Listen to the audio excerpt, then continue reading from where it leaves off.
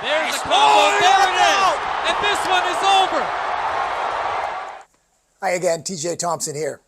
Going to talk today about the night that Frank Trigg almost lost his life in the Icon ring.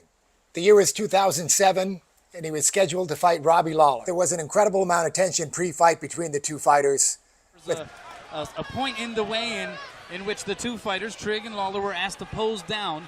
Lawler stepped up into Trigg's face. What did Trigg do? He smooched him on the lips, gave him a quick kiss. Lawler backed up, was not happy about it, as you... Round one wasn't good for Frank Trigg, as ruthless Robbie Lawler put a beat down on him. With the knees. So wily, the veteran, has been through the big left by Lawler.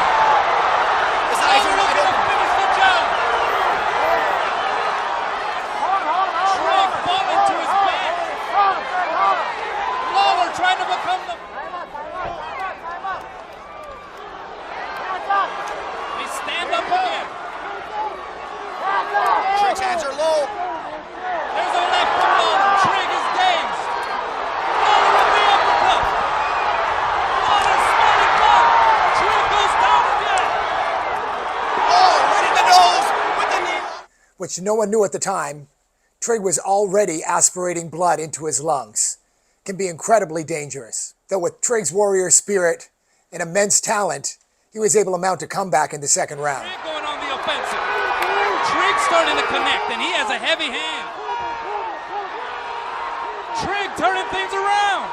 Robbie's rolling with those punches. A lot of them's not getting in. And he's trying to have Trigg empty his gas tank out early. Between rounds 2 and 3, Trigg was clearly suffering in his Trigg corner. again is bleeding like a pig. And every time Lawler keeps on flicking out that jab, he's aiming for that nose to keep that blood running. That's going to hinder the breathing. Round 3 saw Trigg trying to slow the pace and maybe even stall a bit. But referee Yuji Shimada was having none of it, with a questionable amount of stand-ups. From the nostril of Frank Trigg.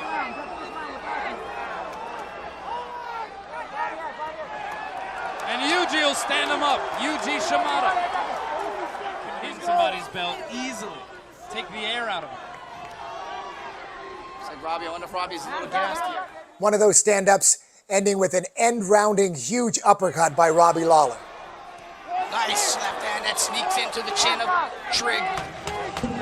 Trigg went to his corner in clearly bad shape. I believe in you, baby. I believe you, baby. You're going to do this. But to see Frank Trigg putting forth the effort, despite some of the blows he has taken, simply amazing. It's kind of the time I'd like to talk about the important role of cornering in a fight as well.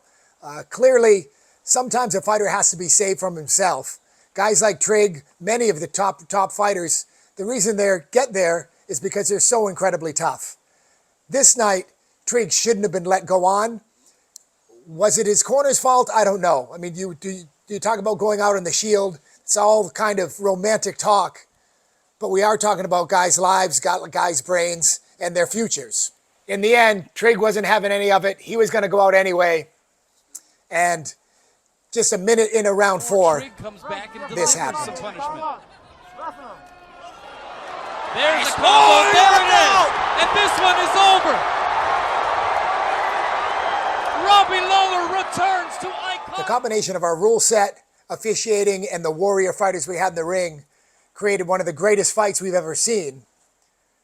But at what price?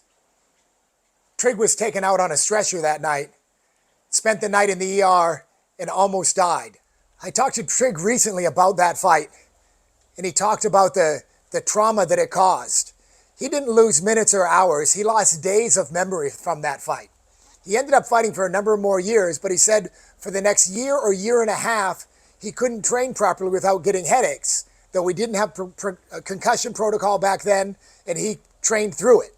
But clearly, he was affected. Another real interesting thing he told me, as you know, Frank Trigg has become one of the best referees in the business, refereeing UFC, Strikeforce. He says when he was going through referee school, Big John McCarthy uses this fight in particular to show the dangers of letting fights go too long. Big John recognized the signs of Frank Trigg aspirating blood and said he would not have let him come out into the 4th round. To this day, I'm good friends with Frank Trigg, and I don't see any long-term effects. I think we got lucky on this one. Frank Trigg's very intelligent, fantastic referee. He's also a very successful stuntman in Hollywood, and I think he's going to have a fantastic life. But I don't think we can put blinders on and say MMA is a safe sport.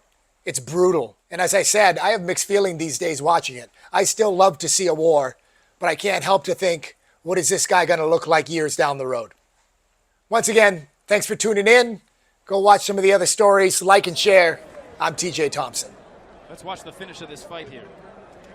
This was devastating. This was brutal. Watch this last punch right there. Definitely a punch that was unnecessary.